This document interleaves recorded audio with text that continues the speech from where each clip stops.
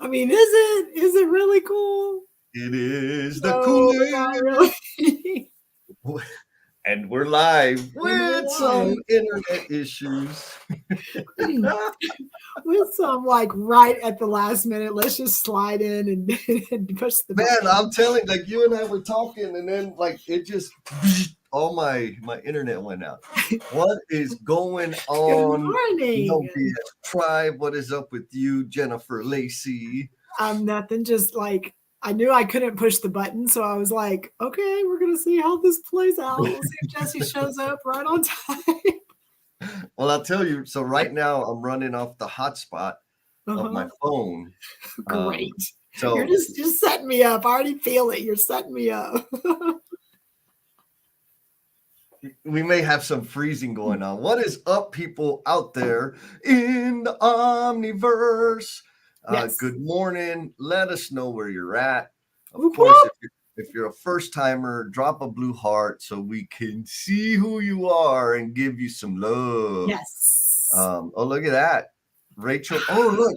So I bet you that's coming in from your feed. It's got a little link. It's got a little paperclip looking thing. Oh man, that's so awesome. Okay, good. So then we'll be able to see Yes. comments on your feed and on live. That must have been. I talked to him. I said, Mr. and Mrs. StreamYard, y'all need to get your stuff together. Whoop, whoop, Well, look at that. We got Mr. Jim. Yes, good morning, Jim. From the back deck. Yes, Jim. Yes. But is that from the back deck by yourself? Or with your earbuds or wife?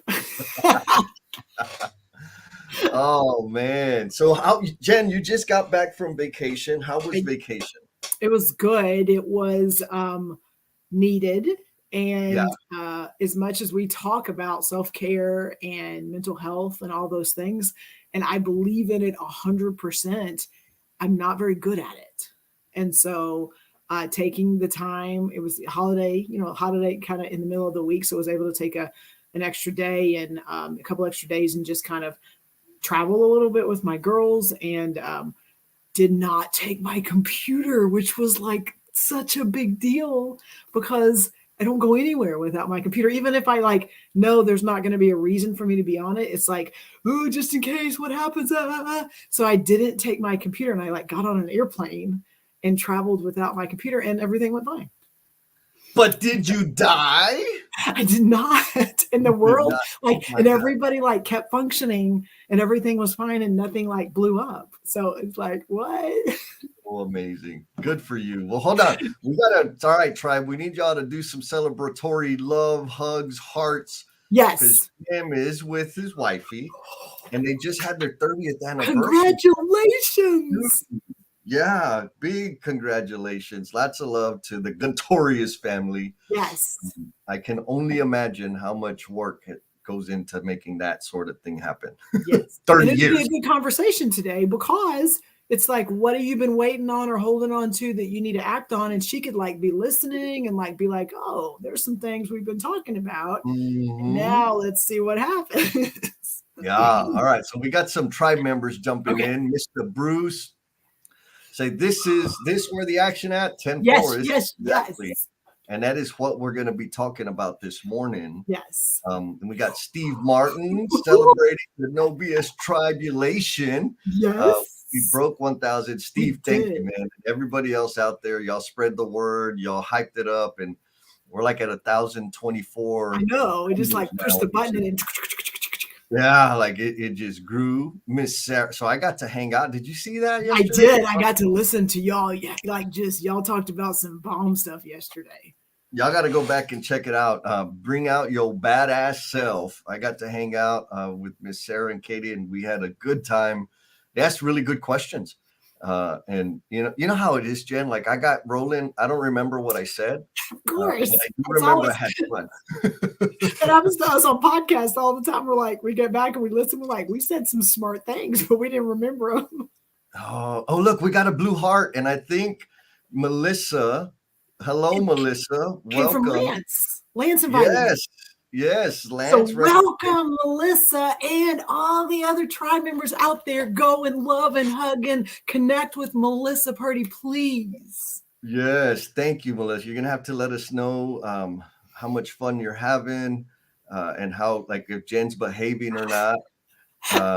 You don't have to you don't have to tell us about that. Oh, look, we got another first timer, Good Claudia. Oh, yes. Tia. I connected with her in the back channels of LinkedIn. So welcome, Claudia. Blue heart, even though it's not on there. Yes.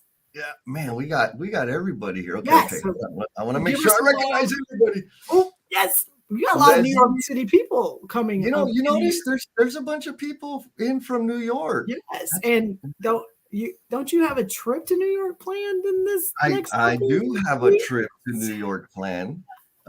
Hopefully, Bruce, you were supposed to get all the permits. I've got all my rabies shots and everything so that I can get cleared.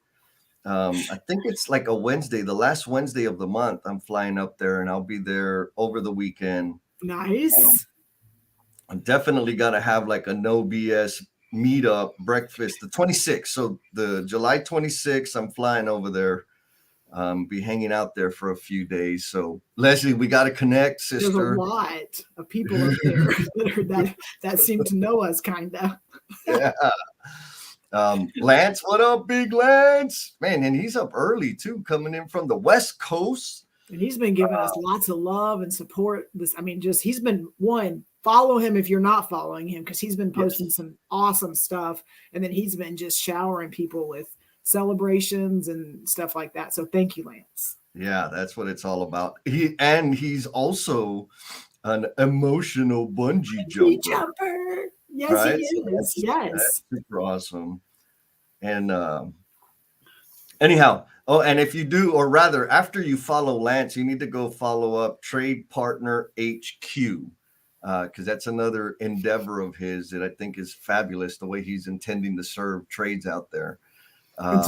He just did something, like he just jumped and had an idea and went after it. What? Pull the trigger, girl! Like, yes, he's making it happen. So before I keep showing love on all these amazing people, I don't want to forget them. But what are we talking about today, Jen? This conversation, it comes up a lot with a lot of different things you and I touch, but it really, like, the topic came up because a couple weeks ago, you and I were on a whirlwind roadshow tour, and you were in town for work, but then also we had a speaking engagement for the LCI DFW COP. And in the middle of it, you were like, hey, Jennifer, I just scheduled us to record on a podcast. So it was like this whirlwind day, and we were in the, recording the podcast. And so when we got finished, Jesse and dropping all his magic, they were like, oh, well, we're just going to call this episode like Do the Damn Thing, because of the things we were talking about on just how people sometimes struggle, and it has to be like perfect, and the imposter syndrome and all the things that keep us from like taking that next step. And so after that, we've had some other conversations with people, and I think we decided, like, what a great topic to talk about on a Saturday morning. It's just like, what's keeping you from doing the dang thing? That is exactly right. Nailed it. Yes. And so the podcast that Jennifer's talking about was an interview with Matt and Kyle on the CM Mentors podcast. Mm-hmm. And like, they're probably a few months into like doing that podcast, and Matt created a newsletter. And he and I've had a lot of conversations. Matt is the Himalayan Hoss, construction Yeti. And we talked a lot about, what it was like for him to get started and how difficult it was and some of the things. And he pointed out, he's like, Jess, I see you do a million things. Like, I want to, like, how do you do that? And like, the words I said was just do the damn thing, which sounds easy, right? But it's not that easy. And that's really why I wanted to have this conversation. Cindy also like helped bring it to my mind because, we've been connected to her for a little bit. She came out to the first reciprocal propulsion with just us. And then she came out to the second reciprocal propulsion retreat, and she's pulling, like she's doing yes. And so like being able to see that kind of surface some ideas, some thoughts. And so folks, that's what we're going to be talking about is like, what is the thing that you have in your back pocket that you haven't moved on? What are some real like real constraints to doing stuff, because some of it's mental, some of it's conditions. I mean, it's really not just because people are scared. There are some real things that I think we need to shine a light on, because it's easy to get in the state of mind of like, I should be doing X. And then because I feel like I should be and I'm not, that compounds like the quicksand. And so how do we get out of the quicksand is really what I'm hoping to surface today. I have the answers for me. And hopefully some of those answers will help you. But also, I know, the tribe members out there, they all have their own secret magic.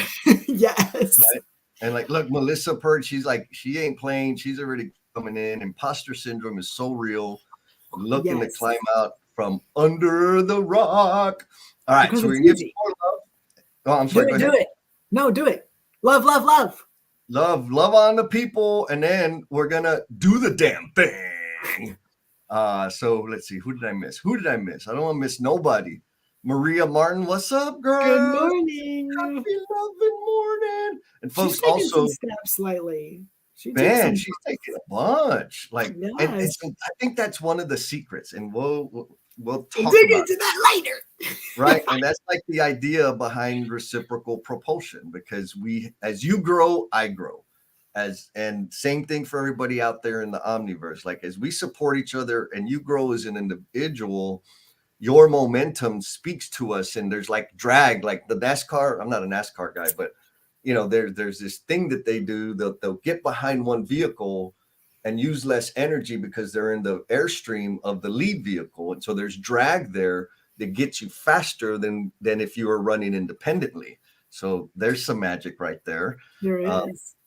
Miss Lydia Chang says, beautiful. Welcome. Lydia, thank you for showing up. Is that, I think that's the first time I've seen her name. Okay, well, yes, and I don't know if it's a blue heart or not, but if you are not connected to Lydia, go find her, follow her, and welcome her, because she, even if she's been out there, she actually like joined the conversation, which is huge. Absolutely. And also, I want to show some love to the lurkers, right? Because we know there's people that are watching that aren't commenting. Love you too, and wish we could give you love by name, but we don't know that you're there unless you comment. So please comment, and if not, hang out, man, chill out, and then come in on the after party. You can kind of do the same thing in the after party, meaning you don't have to jump on stage and talk. You can just listen to everybody and kind of get familiar with their voices. But we love spending all this time with you. And then Mr. We haven't seen you in a while. Oh man. It's going to be a party today. We got Mr. Ken Dunner coming in from Sugar Land, Texas. Good morning, Texas. Just outside of Houston. And then look, Lance is calling out Melissa. She took the leap on her safety training business. Wanted her to see what the tribe is about. Boom. So congratulations. Melissa's got a safety training business. And we also that's a high value thing. So boom, new resource. It's getting better. And then this guy, he asked you a question on the pop-up, Jen. Does that guy look familiar? He does. Good morning, buddy. How are you? Didn't you do some? We got so many. Look, we got people on here that are just completely blowing up the chat over here. Oh man, look at that. NoBS meetup, New York City. Can't wait. Me neither, Leslie. Thomas LeMay, what's up, baby? Coming from ATL. And Nate, we got Nate back. He's not. I invited him, and he's been he's been out kind of doing his thing, and he's made a couple of leaps lately, and so loving that he's back. Thank you, Nate. Yes, love it. Oh my goodness, look at this. We got Wilson, Mervin, Lyndon, Alexander coming in. Good morning. He's coming in on your page. Okay, well, love on him because we've not seen him before. And so love on him, give him some love, connect with him. Wilson, welcome. And hopefully you come back. Hopefully you stay and see what all this craziness is about. Oh, and look, Claudia's letting us know, coming in from Florida with the toddler. That's fun. Yes. Oh, James, look, James is here. James says you're calling him out. Lurking. I got you. That's what it's about, baby. Look, Buddy's calling you out. Buddy, you're not supposed to be writing that. You're not supposed to be typing that. Get her, buddy. Get her. And then Wilson again, he says, hi, Jennifer. All right. Okay. So Jen, I know you promised that you would give us all your cheat codes and you wanted to go first. So go for it. It's all you. Are you for real? Well, okay. I do want to start with, and this came up yesterday in the show with Sarah and Katie, Okay. is you talk about a lot of times when you are in a space of maybe growth or maybe something could happen, a lot of what dictates or a lot of what maybe sets you up for what's next is the people around you. And so, and you talk specifically about, and we've hit this a little bit on some other topics, but specifically about the community or tribe that you like put yourself, that in that space versus accomplices. So can just as we're kind of getting started, because sometimes it's a lot of internal, and we're going to talk about those kind of things that keep us from jumping. But I think a lot of it is also like the environment we put ourselves in and the places and the conversations. I saw a post about the 5 people, that you spend the most time with and things like that. So can you maybe dig in a little bit on just sometimes maybe stopping and evaluating, like, who do I hang out with? Yeah, no, totally. So yeah, I was thinking a lot about this last night, right? Because yes, now I'm in a season of pulling triggers, right? Like I got an idea, boom, I'm going to do this. I got blog. Okay, I'm going to write a blog. I'm going to do this. I'm going to record this. I'm going to do an audiobook. And it's just go, go, go, go, go. And all of a sudden, like most of the people around me are currently published authors or working on a book, and it if I don't pay attention, it just kind of feels like it just happened. And then when I think back, like to the beginning, when I say beginning, like before I started really taking action on my ideas, I was surrounded with people. None of them were authors, right? And I'm not saying that you got to surround yourself with authors, but and so like, what was the thing that got that momentum building? And it took years for me to get that momentum, like building to the rate that it is now. And one of the things, and it doesn't like this is because I was like, okay, well, what's true in if I'm surrounded by accomplices and if I'm surrounded by supportive people? Because we do this, right? And so what was true is, and what got me unlocked was acts of service for others, right? That, and I'll be more clear. I had one, I got a sponsor. It was 12-step meetings, and they asked, one of the chores or the actions that I was given was to clean all of the ashtrays. And I, turned up my nose at that. Like, what do you mean clean the ashtrays? That's not my job. Like, they need to take care of their own stuff. And he's like, no, you need to do it. And so a simpler way to think of it as, acts of service for others is getting outside of myself. Because before I went and cleaned those ashtrays, that was like the very first thing I can think of that I did that wasn't solely for my own benefit. Everything I did was all about me. Cleaning those ashtrays forced me to like humble myself and think of other people. And I did it and I hated it. And so little by little, I started doing more things in service to others. When I started doing that, I started noticing that the group that I spent the most amount of time with, they weren't necessarily a supportive group. They fit the bucket of accomplices. And so what do I mean by accomplices? The easiest, like the clearest example I can give of that is like when people break up, when a relationship ends, right? Everybody on Team Jess is going to villainize my ex and talk about why she wasn't worth it or what she did wrong and how I'm so great and what I deserve and all of these things. And so that doesn't help me grow. That helps me stay in the same place. Yes. Right? Like, oh yeah, you're right. Like if she can't take you at your worst, she don't deserve you at your best. And like all that garbage, right? Like, it helps pump me up a little bit. It helped pump my ego. but it doesn't help me reflect and see what my contribution to the problem is. Mhm. And when I think about that period of time in my life, I spent so much time with accomplices that there was no reason to grow. Right. So not only was I surrounding myself by accomplices, I was also only doing things that only benefited me. And so that's another observation along the way, is if all I'm doing is in benefit of myself, Mhm. the road, it's like running uphill and it's raining, right? It's Mhm. slippery, it's hard, it's arduous. And so finding a group of people, and it started small, like one or two different people that were going to support me. And when I actually, I'll ask you this, Jen, when I say the word support, what does that look like to you?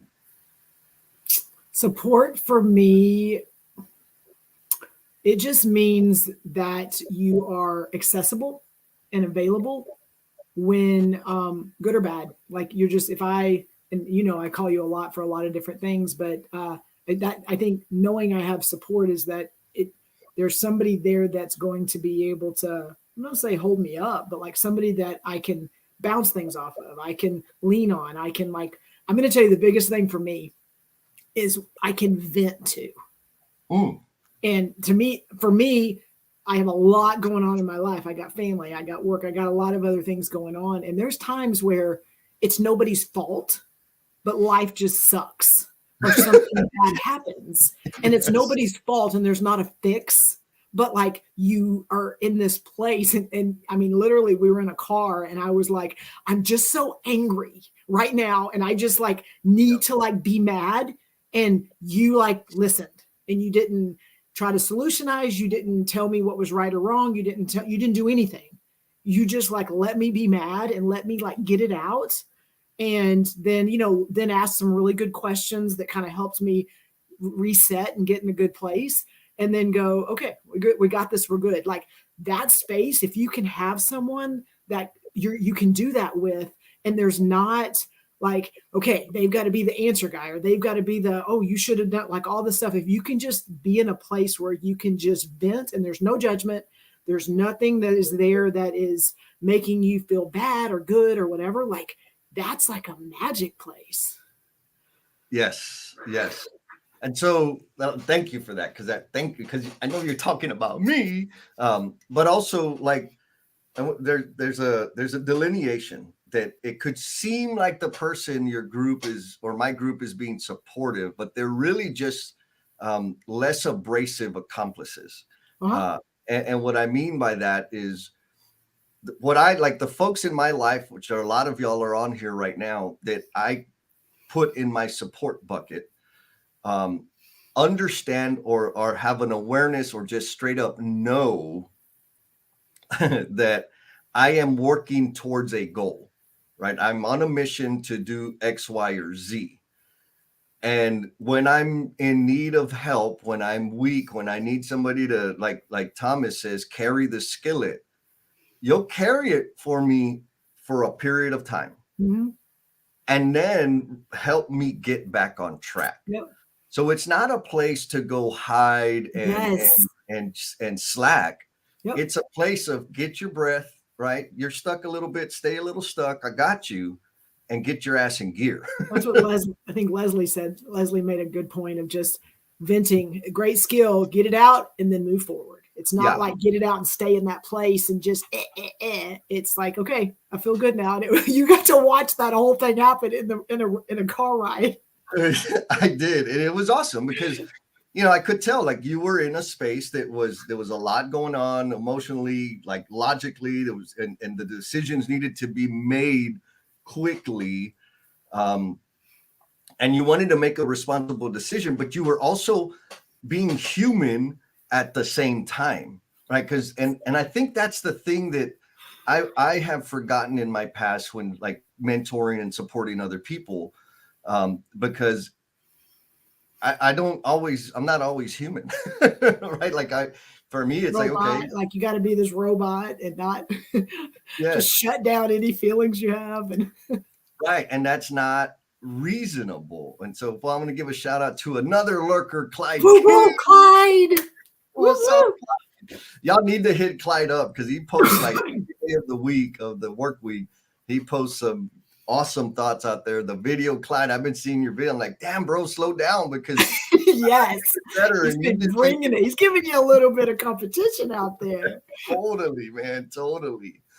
Well, Colin, I just want to give like love to Melissa. Like, this is her first show of like joining, and she's like loving on people and hey, shouting them out. And you're not. I mean, like, Melissa, you're already part of this tribe. Yeah, that's what it's about. That's what, let's connect and support each other. Yes. So, and she also says extra love for the mamas pulling double duty.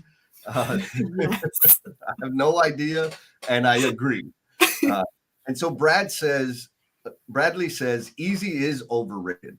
The condition that society imposes on what normal should be is too easily absorbed by the outliers that have abundant potential. We're going to have to dig into that. But no common support. I've done the damn thing, and the level of normalcy I experienced now deserves an Attenborough voiceover. And so, you know, this idea about the outliers easily absorbing it, and I'm going to just be straight up, like I identify as one of those outliers. In that it's very easy for me, like, oh, idea, let me go do that. Oh, there's a conference, let me sign up, let me go do that. There's this new thing, let me sign up, let me learn how to do that, let me do that. And people often ask me, and I had the same situation back when I was like doing full-time work as a regional lean manager, where a lot of my peers were like, man, Jess, you get so much done, and da da da da da da. Like, yeah, what you're forgetting is I've designed my life in a certain way that enables me to do that, right? And what I mean by that is I live by myself. Like you can see in the background, there ain't no plants, there ain't no creatures with legs in my space. So all of my time is my time. And because of that, I do have the bandwidth to go and do all these other radical, crazy things and tinker around and study and learn and experiment because of the conditions that I'm living in. Now, I did it on purpose, and it's taken many, many, many, many years to get things the way they are financially, all the things, right? Secure, like the Maslow's hierarchy of needs, all the most important things, like those are straight. And so all of those things have contributed to me now being in this space where I can learn and where I can serve and where I can be ultra available. And so that's why I say I'm an outlier as it relates to Bradley's comment, which also points to the fact that not everybody's in that situation. I have a co-host up here right now that has a lot of critters in her space. So what is that like, Jen? Like growing, challenging yourself, and also being a mom and being all of the things that you are? I don't like you right now. It's a lot, which in itself, because I'm a lot, that makes my world really big sometimes, but also overwhelming sometimes. And I think in the last couple of weeks, you and I have had a conversation specifically where I had someone in my not workspace. So we were talking about our live streams. We were talking about some of the stuff that you and I do together. And I may have mentioned this on a previous show, but they said, I struggle watching the NoBS live stream. And I was like, okay, well, tell me more about that, because it kind of took me by surprise. And number one, this is not a space that I would normally just go, okay, tell me what you're talking about. I would get defensive, and I would then start, okay, like justifying whatever it is. And again, created the space to where they could share that I struggle because the person that you show up as on there, I know it's you, but I also know that is not the person a lot of times you show up as at home. And so that was tough. And immediately my gut reaction was to get upset and to get angry and to justify and to get defensive. Because what do you mean? Like, I am me all the time. And that's true. I am. But I also, because of the pressures, just a second, my computer just blacked out.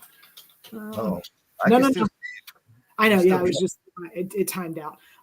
Because of the pressures and the responsibilities outside of work that I own and take responsibility for, I cannot sometimes be kind of just show up and be me and relax and enjoy myself and have fun because of the responsibilities. And I was allowing those things to dictate the person I showed up as. And that I need to do this, and you need to do this, and you need the responsibilities and accountability and those things, because I was making sure that things were getting done. But it was also limiting that fun part and that, enjoying life part with those people that are super important to me.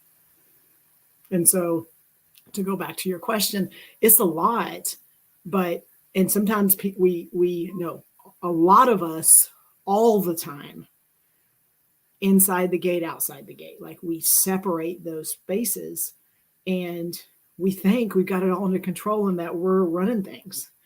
Believe it or not, everybody sees it and everybody notices it, and the people that it impacts the most are those people that you go home to, because you are running it. And most of our people, high performing, they are killing it. They're out there just, making things happen. And when they get home, they still have responsibilities, but they don't allow some of that to kind of fall away, to be able to be in the moment and to just to love on those people. And for me, it's just to have fun, like allow myself just to be in that moment and have fun and enjoy. And this week was an example of taking some vacation time and not taking my computer and being in the moment. And we went to, I don't know how many of you have gone to Hershey Park in Hershey, Pennsylvania, but I did as a kid because my family's up there. And so I brought my girls with me, and we went to Hershey Park and spent the day at the amusement park and went to Chocolate World and all these things. And just in the moment, not worrying about anything else, but just enjoying that time. And they had a blast, and you could tell they were just, they loved just having me there with them and not distracted, but also oh, how much is that?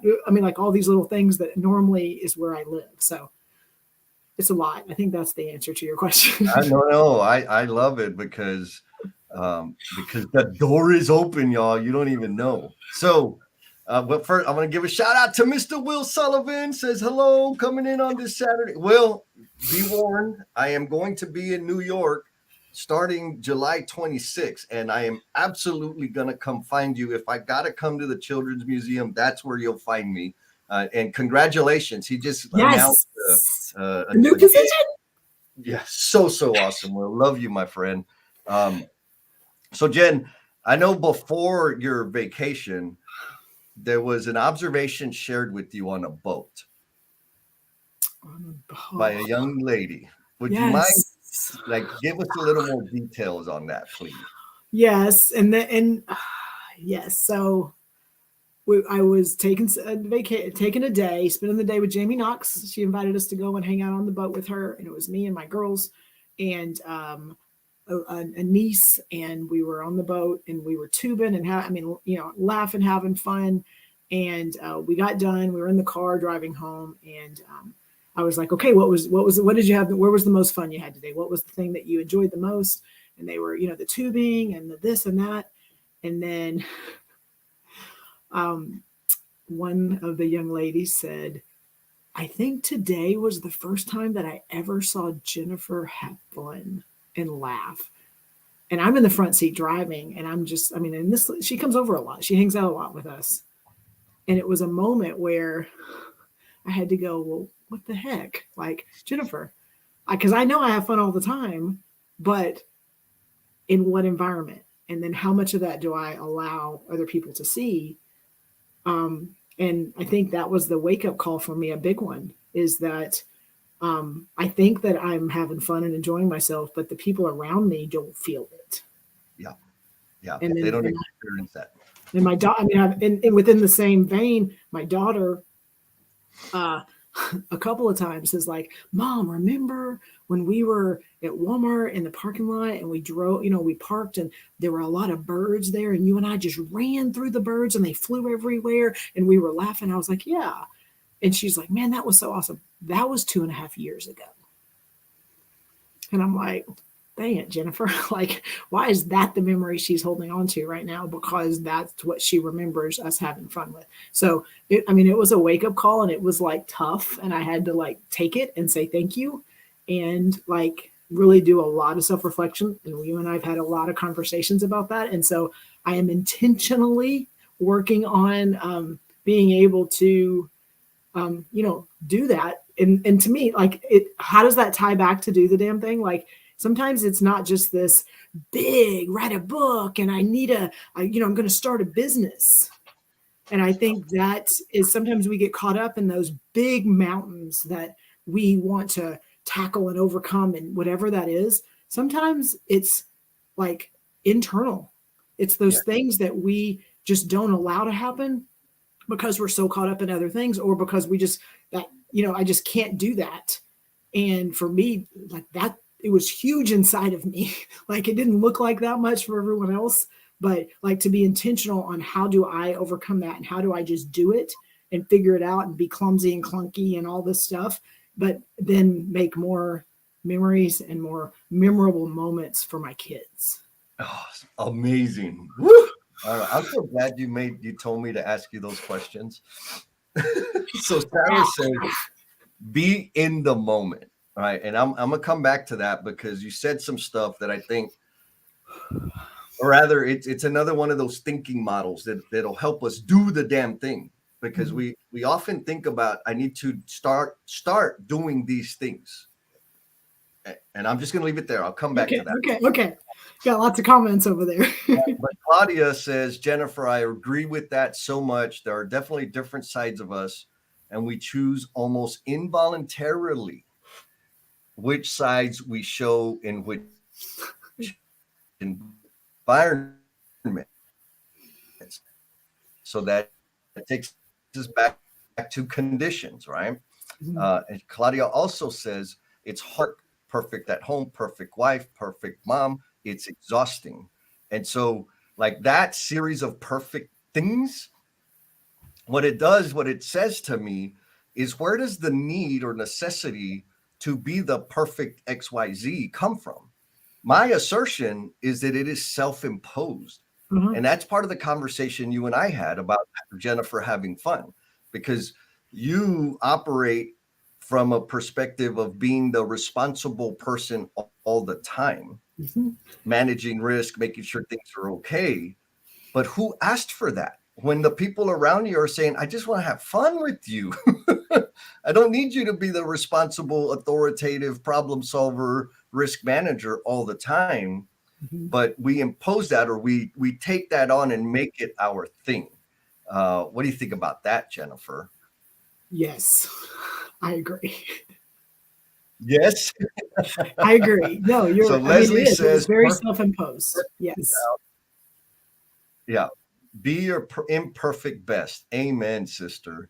But it was conditions. It goes back. You said conditions. You said conditions, and it is So absolutely 100% conditioning.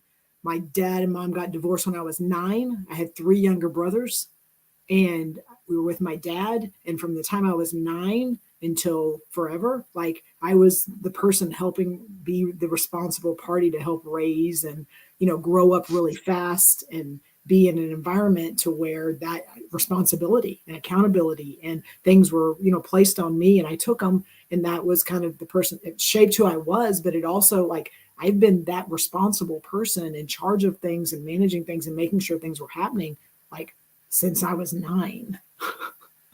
Yeah. So I know you've taken action. So I'm going to ask you this question. I'm also going to pose the question to the group. This way, while you're answering, people can be responding. Then I'm going to ask it back to you. You're breaking up. So, so the question to you, Jen, like on this idea of being more relaxed and being more present and being more fun to your people at home, Mhm.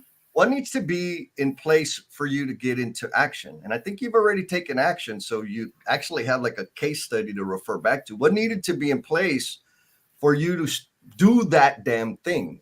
For the tribe members out there in the omniverse, um, what needs to be in place for you to get into action?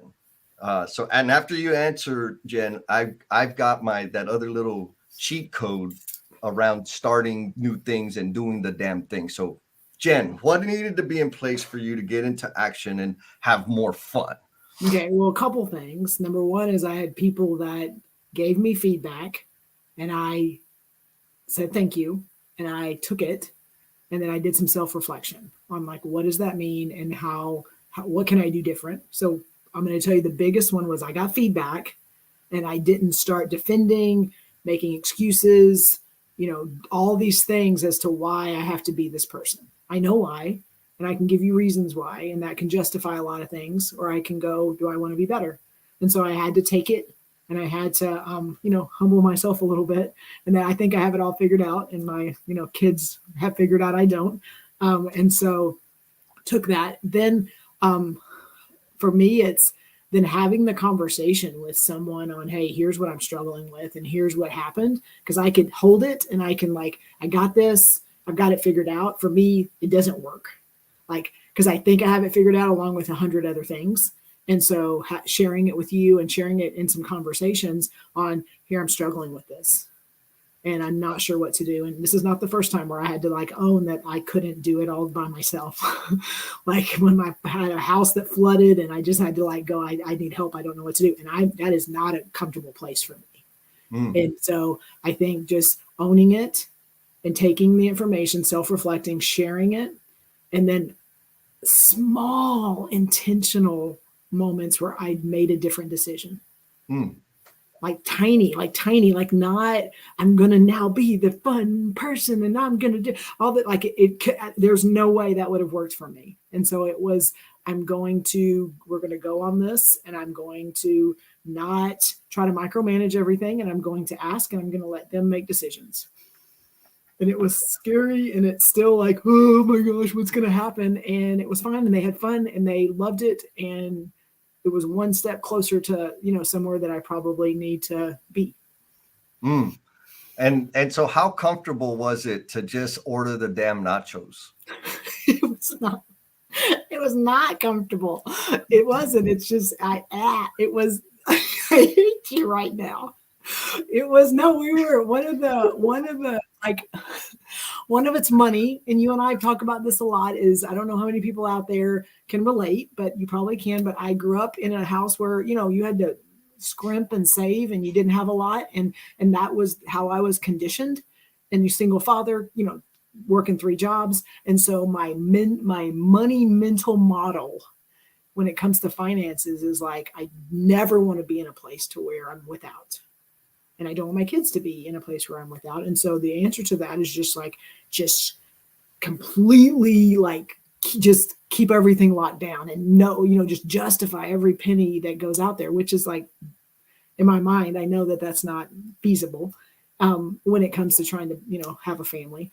But I can like be aware of like, Mom, we're at the water park, and it's like, can we get the nachos and an icy? And I'm like, my brain is going, that's like $26 for like 2 nachos and 2 ices. Like my brain is like, that makes no sense, but we're at the water park, and like they're having fun and got the nachos. And I mean, it was literally a decision where I'm like, yes, we can get the nachos. And inside I'm like, oh my gosh, it's going to be $26. I mean, it was, and I let them have the nachos, and they sat down and they ate the nachos, and then they didn't quite finish the nachos. And I'm like, in my mind going, you got to finish them because we paid this much money for them. And I just let them finish and throw them away. And they had so much fun. And it literally did not like break the bank. And it was so hard. And I know it sounds so crazy and like, what the heck, Jennifer? But like, that's my brain all the time. Yeah, Jen, it's not crazy. I think, thank you for your vulnerability, because I think we all get in these weird, there's things that that we continue, like we want to operate differently, but we continue to do things that don't align with where we're headed.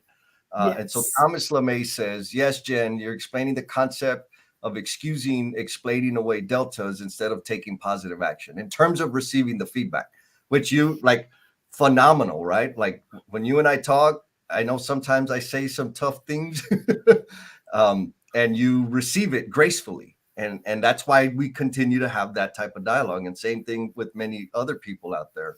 Um, and so, hold on, I'm going to do some shout outs. So Okay, yes, Yesenia, yes, what's yes. up, girl? She says, good morning, Yes. Picos.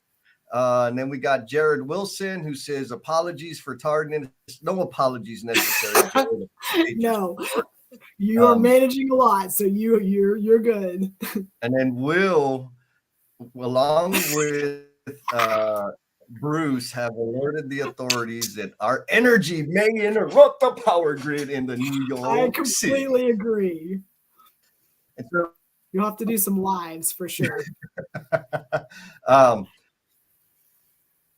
oh man, that'll be fun. So one of the things that I think is critically important that I actually started practicing in terms of starting new things or going down a new path, doing the damn thing, I have to stop some things.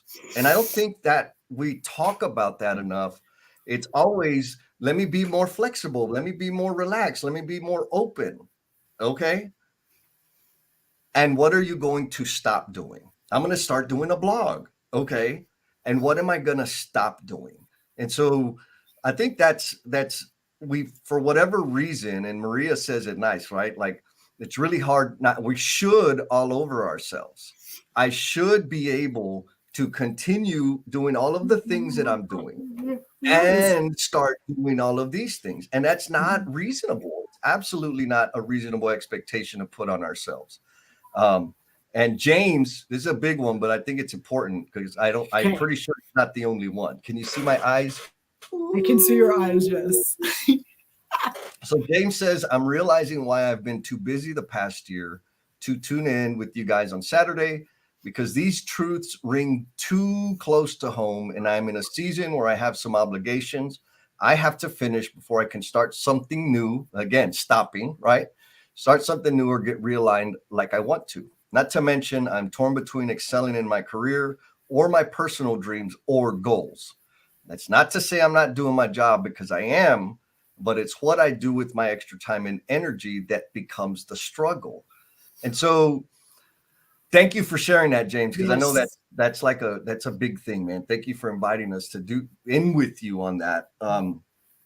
But it is difficult because we create this dynamic in our head of I'm failing over here and I gotta sacrifice. It's either or, and it's really not. I mean, in terms, we talked a little bit, Jen, about the self-imposed expectations and the pressures, the self-imposed pressures, right? Maria also says, hell yeah, it's self-imposed. My daughter's experience will be better than the one I had. Phenomenal. And that's really the change or the thinking that we need to consider. We need to, like, for me, I had to stop thinking about the trophies, the accolades, the celebrations, and thinking about the long game. What is my behavior? What are my actions put into place that are going to have those long lasting ripples of impact? You ever heard that phrase I before? have. Yes. And so with that, it's required. I am required to give myself grace on things, meaning I've started a blog, like my podcast. If anybody, anyone who listens to the Learnings and Missteps podcast, I've fallen off track. Like this year, I'll get on a clip and then I'll fall off, and then I'll get on a clip and I'll fall off. But you know what? I had to, and I apologize. And you know what? Nobody has called and said, Jesse, what the hell? I haven't got my podcast episodes, right? Yes. But in me, I feel like, man, I'm failing. I'm a loser. I'm supposed to be able to do this thing. Da, da, da, da, da.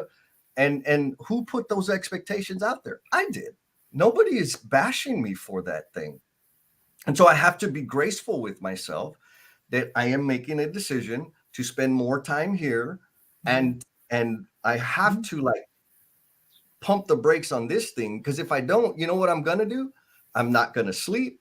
I'm Mhm. going to eat poorly. I'm not going to get my exercise. I'm not going to journal. Like, I'm not going to take care of myself. Mhm. And so, James, like in terms of what you're doing personally or outside of work, you said it, Jen. It's the little It things. is so tiny, like just a tiny one decision. And the magic is no one can see the turmoil in your head.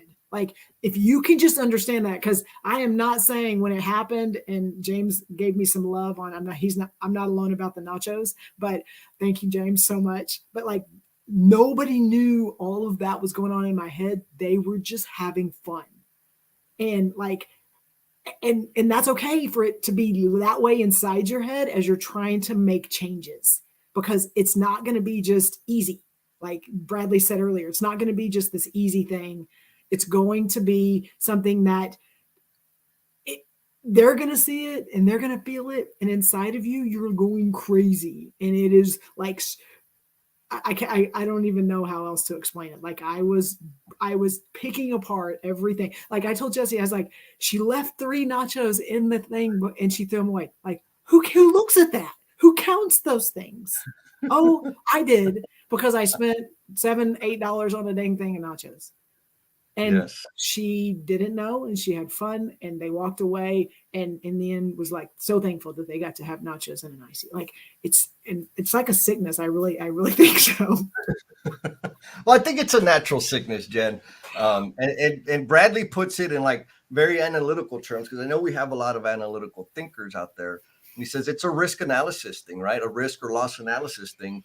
If the benefits of 95% or 87.5%, whatever that marker is, success are tolerable and acceptable enough to justify not expending the effort and resources to increase the gain, you just found the sweet spot, right? Like we do have to decide what we're not gonna do, right? Yes. Like that's what we need. And we don't think about that. We think about, I need to do all of those things. Leslie, of course, I've got to bring her up because she said my name. Say my name, say my name. She says, bullseye, Jesse. I need to choose what to stop. That is what stops me from doing the new thing. Of course, I can keep hoping that more hours are added to each day. LOL, but they're not going to happen. So here's another thing that I do. I have this app on my phone, and I know I'm not the only one. Um, it tells me how much screen time I've spent. Mm-hmm. Yep. And every time I tell myself I don't have enough time, I said, well, let me go check my screen time. Mm-hmm. And every time, like I've told you about this, I just started doing the Duolingo thing again so I can learn Portuguese and learn Russian. I'm going to focus on Portuguese right now, and started playing around with my guitar because, I got to go on tour next year. With And I'm like, Buddy. man, that, I don't know. With Buddy. Yeah, Buddy and I are going on tour. And I mean, I'm talking about 30 minutes out of every day to spend on those 2 things. Mm-hmm. My first response was, I don't have time. Mm-hmm. Well, hold on. Let me go check my phone app. You know what? I got plenty of time because I got hours, like average of 3.5, 4 hours a day on my phone. I have the time. And so I think part of, right, You not, I keep don't, going. I got a question when you get done. yes, yes. So, and I know part of it, folks, is get real with yourself, and get real in 2 ways. One, you like, what are you doing with your time? Like for real, for real, for real. What are you doing with your time? A. B, be real with everybody around you. Instead of saying, I can't do that, I can't go there, no. Is it really that you can't, or is it that you don't want to? And say so. No, I Yes. don't want to do that. Right now, I have these things that are the most important things. So I am not coming to that thing, whatever it is. That feels abrasive, but for me, it's very liberating to tell somebody, that's not in my interest. I'm not interested. I don't want to go. Love you, but not going to do it. All right. So, Okay, so question. I actually you what you just said. Now I have a second question, but I'll start with the first one. You only get one. I get 2 because you've been peppering me with a lot of stuff. So 2. So the first one is part of that decision on you didn't. I can't do it because I'm too busy. But you checked your screen time. I know you've told the story before, but some people haven't heard it. But Talk about the decision when you had to, when you decided to get, you hired Kim and you spent money on a website and all these things, mastermind, and you like went, that's a lot of money. And then you justified it by, well, it's not as much as I spent over here. Can you tell that story? Because I think it's very relevant. Absolutely. So I'm going to go back a little bit. My friend Adam Gates, he's an architect here in San Antonio. He has a podcast, and I was listening to one of the episodes. It was like December of 2019. And one of the questions he asked was, what did you learn over the past decade that you can carry forward to transform the next decade that's about to start? And I thought, like, I love that question because it's not weak sauce, like, what's your 5-year plan, right? It was bigger. Mm-hmm. And man, I spent weeks thinking about that, thinking. And so what I landed on, and there was a lot of lessons over those 10 years, but the big ones that could be transformative. At the time, I was a regional lean manager, traveling the country, doing super awesome stuff, doing a job that I had no idea that I could do. And so the question that I ran through my head was, how did I get here? And so I kept ticking away at that, peeling the scab on that. And the answer I landed on was, well, I pursued my curiosities, right? There were these secret little things that I would learn in the closet that I didn't want anybody to know about, that I hid. But as I continued learning those things, it created the conditions or gave me the skill set and knowledge base to do things differently. So that set the path. That was one. Mm-hmm. The second big thing was, over those 10 years, I can't back it up. Like, I don't have the evidence of it, but I'm pretty damn sure I spent at least 6 figures on legal fees, court fees, like all of the things with all the arrests that I had. And I'm pretty damn frugal, right? I'm like you, Jen. Like, I'm counting the freaking nachos. Right? Like, I live with very little comfort because I don't want to spend my money on things that I think are dumb. Yes. But I'll pay my damn lawyer 15 grand to keep my pretty ass out of jail, right? And so I was able, this was the takeaway, I was able to come up with large sums of money, and it didn't impact the way I was living. Like, it didn't break me. I actually was saving money while paying all these extra fees. The truth is because I was spending all that money on alcohol, drinking, partying, all of that. And so I said, okay, those are the 2 big rocks. How do I apply that going forward? Very simple. If I spent 100 grand the past year on dumb shit, like that's how easy it was. I can spend 100 grand the next 10 years investing in myself, right? Like 10 grand a year. I've done it before. I can do it again. What am I going to spend that 10 grand in? Pursuing my curiosities. Mm-hmm. And I've done that. Like, I went and got in a coaching pod. I got a mastermind about the book. Anyways, so Kim White has been instrumental in a lot of the things that are out there in terms of the website and the book and And she and I were talking about, working on the proposal of what services she was going to provide. And so she gave me a price. And like, this was my real logic. I'm like, ooh, that's not cheap. Like, I hesitated, like, ooh, that's a lot of money. Is there a way we can break it up? And I was getting cheap. And she's like, Jess, I'm trying to help you understand, like, all of these things are super, super connected. You're working right now. I had a full-time job at the time. And you want speed, I can do this. I'm like, you know what? You're right. And it's cheaper than a DWI. Like that. And I didn't say it jokingly. I said it like for real, because that was the thinking. I've spent more. So sometimes people will ask, like, Jess, how are you going to, like, you're just going to spend, I had photographers and videographers at that thing, at the launch party. For your book. Yeah, for the book. That was, I don't know, $1,500. And I had a personal friend like, dude, you're spending that much on that? I'm like, bro, I spent more than that on ankle monitors. and that wasn't the type of jewelry that anybody likes to spend money on. And so again, it's back to that real life truth of, okay, I'm saying I don't have time. What am I spending my time on? I'm saying I don't have money. what have I spent money on that has brought little to no value except for like keeping me out of jail?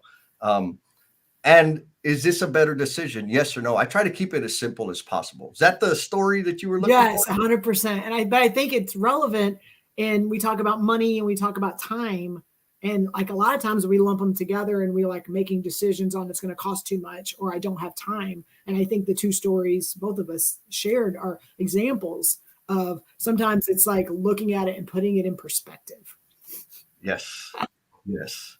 Right. And I'll say this, I'll add, is being surrounded by the people, the caliber of people that I'm surrounding myself with now really helps me look at it that way. Because I may be out on a limb here, but I'm pretty damn sure there's very few tribe members that have ever had to consider the cost of an ankle monitor and a breathalyzer in their vehicle. What do you think? Am I too far off base on that? I would say, you're right. You're probably right. Yes. And those were, but again, just me even watching the things that you're putting your time and money into, like they're all to serve and they're all to like better you. You're learning, you're growing. And like, if we're not doing those things, we're going backwards. Yes. And so my other question to you, that second one is, and this came up a little bit yesterday on, Sarah and Katie's the live stream you did with her. But we talk a lot about, do the damn thing, just jump. Like, why? What's keeping you from going? What's keeping you from going? And you and I had a good conversation about this afterwards. Was we get so caught up in those moments where we are able to project.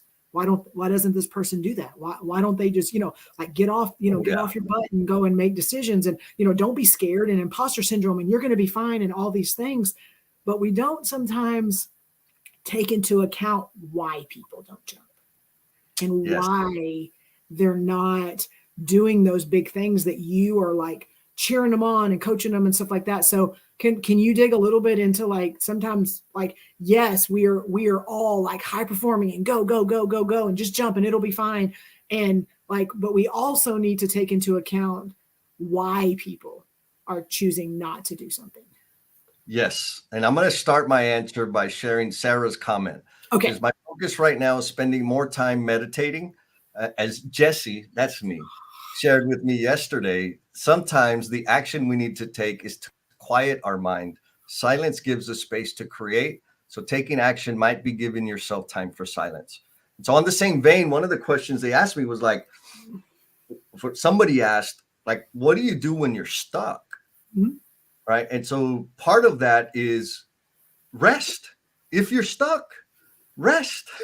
It may be a season to take a breather and rest. Yesterday, the day before, I've been in this kind of foggy space. I think I spent too much time in front of my laptop because my eyes are burning, blah, blah, blah. What I want to do is keep pushing, keep doing, keep producing. But everything around me was telling me, just rest, dummy. And so I rested. Now, today, like the conditions that I have right now are very different than what they used to be. And so an example of like people wanting to do something or aspiring to some other things and like really not doing it, there's some realities there, right? For me to learn, like the quickest way for me to learn new stuff or new skills is to get a book. A book costs $20, give or take, right? Today, buying a book is not a big deal. Like, I don't even look at the price. I'm in a very fortunate state in that I have the funds to do that sort of thing. There was a time where $20 was half of the cash I had in the bank. And so buying a book meant, I don't know, bologna sandwiches all week. It meant not going to the laundromat that week. Like, it was a very serious decision. The risk and return on where I spent that money was heavy. And so and now I'm using money as an example of a resource. So let's zoom out. And what other resources do we have? We have our network, we have time, we have knowledge, right? And so if Tamara, she planted this seed in my head and I posted about it yesterday. It's like, sometimes our network, the people that we're around, that being a resource, is not equipped to help me get to where I need to be. And so when I surround myself with a bunch of forward thinking people that are challenging themselves and that invest in personal growth and contribution into the community, I am more likely to do those things. If I surround myself with people that are also have low resources and worry so much, all they see is the risk and the loss, and they don't see potential in things, because there are high performing people that only see risk and loss. Mm-hmm. And that's good. You know what? If I wanted to be an investment banker, like for real, if I wanted to make a wave in investments, I would curate a circle of people that only see things through the risk lens, because that would make me a better investor. I don't want to be an investor. I have an entrepreneurial spirit. I like breaking shit. I like creating new things. I like having audacious experiences.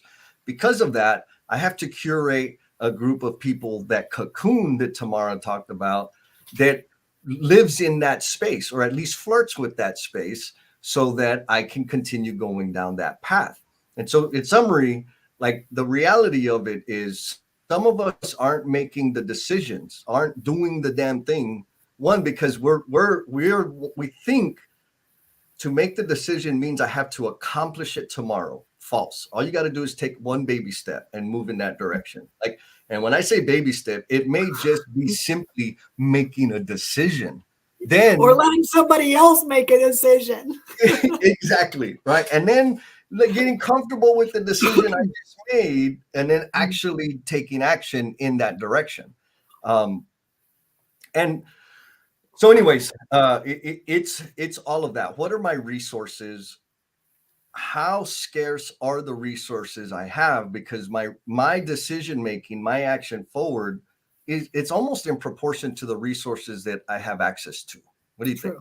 No, I 100% agree. And I think we self-impose those restrictions, and we limit ourselves, whether it's because of what we think about ourselves or our self-worth, but also like having to get vulnerable and trust people around you. That's a big deal. And I'm going to tell you, based on a lot of people that I engage with, those high performing people that are just out there changing the world, those are things that they struggle with. And I mean, again, they got to where they are because they are go-getters, and they are doers, and they handle things. But if you see those people out there just making things happen, like, just stop and, ask them some questions that kind of make them have to think a little bit, or have to stop and hesitate, because you're going to see that there is still other things in there that they may not even recognize or know that they're happening. And I mean, I know, because Jesse asks those questions to me all the time, but it's like, sometimes we do, and you brought it up, but I want to hit it again, like with Steve Martin. Like, sometimes we do show up, and we are people not scared to work hard. Like, everybody on here is not scared to work hard. But sometimes that's showing up, and then, kind of being able to have those real conversations, those no BS conversations, and then receiving conversations, and then going back to that rest. Like, I know we talk about reciprocating and putting it back out there, but also just the rest part, and just like sitting with it. You and I talk about stabilization a lot, and that we're going, and it's just not conducive to like being able to function at a high level all the time. Like, it's just not, and you're going to burn out, and everybody knows you're going to have that drop, and you got to reset. And just, how do you stabilize yourself to where you can take some jumps, but then you also can see, okay, this is what these jumps did. And then this is now, okay, this is what I learned from it. Okay, now I can do this other jump. It doesn't have to be jumping off Mount Everest every time. It can literally be just like taking the step in this direction. Okay, how did that make me feel? What did that do? Buying the damn nachos. Like, it was one of those, but it didn't break the bank, and my kids were happy, and it didn't like, I didn't like have a meltdown in the middle of the water park. Like, everything was fine. And so, but it's little things, like, what are those little steps we're taking that will get us to those bigger jumps? Yes. So a couple of thoughts sprung up while you were talking, Jen. Yes. And in terms of resource, and I failed to mention it, but the comments are like, y'all are amazing. Thank you for all the comments. I'm sorry I can't share them all, because we're a little bit all over the place. So Steve, Love it. Show up, vent, receive, rest, SVRR cycle. Yes, sir. Exactly right. And so, in terms, I need to start thinking, adding this to my thinking is one of the resources that has been profoundly valuable for me is my rest time, my thinking time, right? And so LinkedIn user, I'm guessing that might probably Tanya, I'm not sure. Yes, so scarce. Time is our most valuable commodity. Bradley says, not just time and money on the line, resiliency is in the pot. Um, Melissa, again, Melissa, thank you, girl, for showing up and bringing it. She's, I think we all need peace and quiet much more than we give ourselves the time and space to Yes. for it. And so that's where I'm like, yes, because I have had developed the practice of journaling. That, and I say journaling, it's probably more accurate to call it thinking, because mostly I'm not writing every second, but an hour a day, it's thinking time. And I block out time every month for the same thing. That helps me recover. That helps me kind of see clear, like beyond my busy, I got to do all these things. Like, wait a minute, like why? What's the point? Is it tracking? And what it really helps me do is understand the new conditions that I'm in. And so what do I mean by that? As I'm creating things and growing, now I'm an entrepreneur, like all these things, right? Author, audiobook. Yeah. Did you know I have a second? It did. It just launched it was like in the last week. What also is true that we forget, if we stay hyper busy, we're in a new set of conditions, new people, new environments. And I think you just went through this recently. You don't have to share, but we find out all of a sudden, wait a minute, I thought this is where I wanted to be. I don't think this is where I want to be. And that's okay. When I get there, I get to change direction. I get to choose to stop doing things so that I can start doing other things. Yes. And Maria points out the old pattern has to hurt enough for us to make a new choice. Amen. So we got 3 minutes left. We do have an after party. So I think everybody's going to get a homework assignment, since we never brought this question up. Yes. So the question is, what is that one thing that you have been keeping in your back pocket?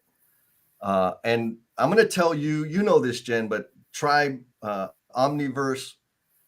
I know for a fact that the way for me to get things out into like reality, I have, like, it's in my head.